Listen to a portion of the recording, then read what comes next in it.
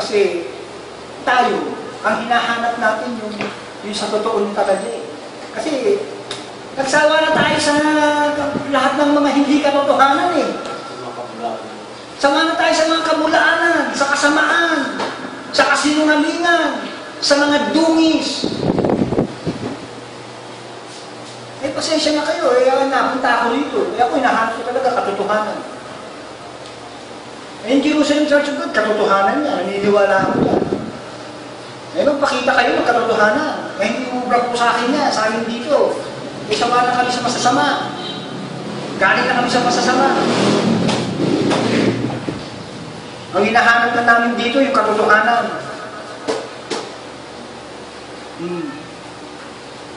Kaya nga, napakahirap eh. Kaya pasensya na kayo. Eh, kung sa pamamagitan naman ng mga salita namin, hindi po kami nagsasalita rito para kayo pahiyain, para kayo palitan, para lahat. Kasi lahat naman yun nasusunod sa Biblia eh. Nagsasalita lang kami dito na may katapanan. Sinasalita lang namin dito yung tungkol sa kapulaan. Lahat yan, sinalita niya Apostol Pablo yan.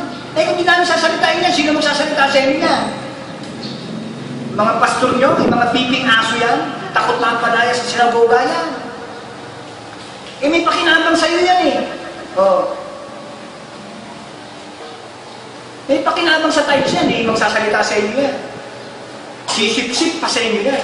Pasasamain pa kami sa inyo yan. Naku, isawalar na.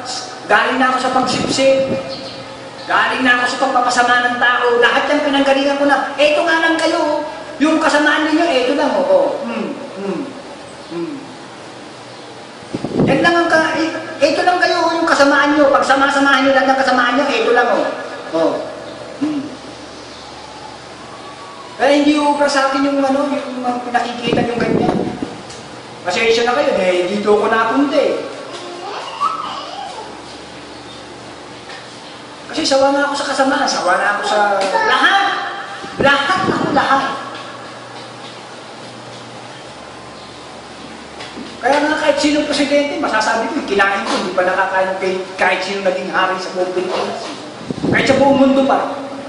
Kaya, yun yung pagmamalaki ko, yung nakain ko, kahit sinong pinakamayaman sa buong mundo, hindi pa nakakain ko. Like, kumain ba kayo ng kanin baboy? Oh. Sige nga. Hindi pa kayo kumain ng kanin baboy. Tayo nga, hindi pa kayo kumakain eh.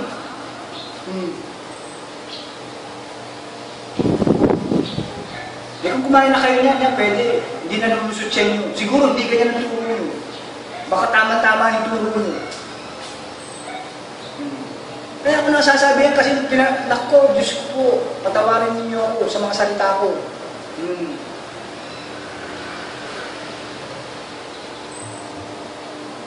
Yung mga, kung si Apostol Pablo, no? Pangulo ng kasamaan, ako yung buntot ni Apostol Pablo. Doon ako sa buntot, kumahaba yung buntot ni Apostol Pablo, ako yung dulo-dulo.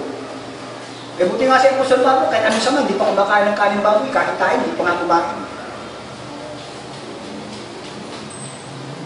Ganun ko sa mga. Kaya, ang hinahanap natin dito yung katotohanan. Yung walang dungis, kasi pinanggalingan ko na yung puro dungis na yan. Piling ko, Jerusalem Church of God, tama po yun. Naniniwala ako sa Jerusalem Church of God. Pero yung pamamaraan nyo ng turo, at yung pamamaraan nyo ng mga asal na ginagawa nyo sa mga pamamagitan ng yung asal, yung ugali, no, na ipinakikita nyo sa kapatiran, na sinasabi sa Ezekiel, na hindi kayo nagtani ng may pagi, eh hindi ko nakita sa inyo. Hindi gawain ng isang pastor yun at ng isang Edgar yun.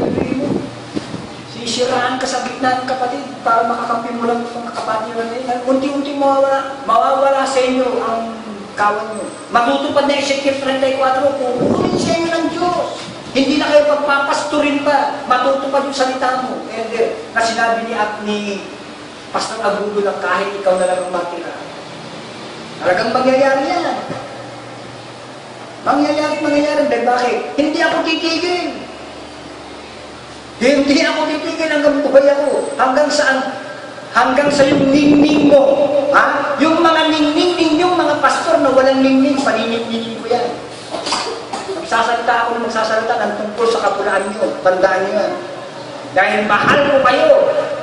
Walang takot sa pag-ibig. Mahal ko kayo. Ganyan ako magmahal. Hindi ko kayo iiwanan. Kahit na, halimbawa sabihin nyo, mayabang ako. Sige na, kahit na ano pa sabihin nyo. Wala naman akong kwentang tao eh.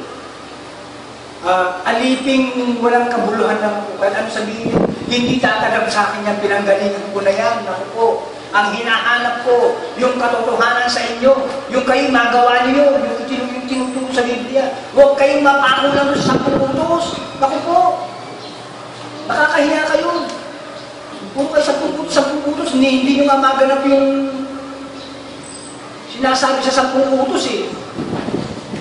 Huwag na tayo maghatulan dito, hindi na kayo hatulan. Basta dito, kami dito, no? Bilang mga Jerusalem Church of God, ito lang ang masasabi namin. Bilang payo.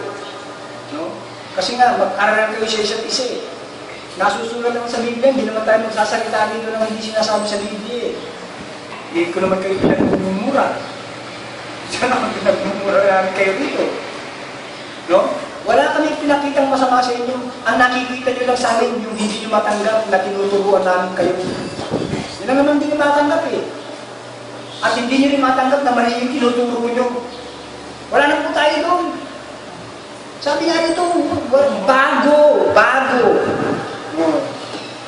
Pag sinabi mong bago yung dati, meron ng bago. Wala na po tayo doon sa dating daan. Hindi na po dating daan yung Sinai. Yun po yun.